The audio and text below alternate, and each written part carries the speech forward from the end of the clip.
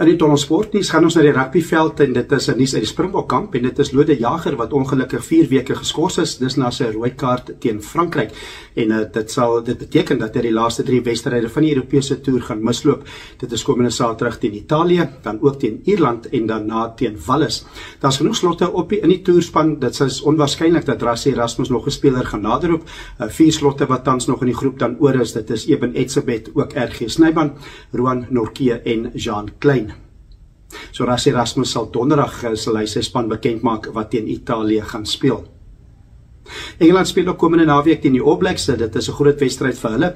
Hulle het die afgelope 11 wedstryde net 1 keer vir die All Blacks geklop en dit was in die 2019 Wêreldbeker toe Engeland met 19-7 gewen het in die semifinaal.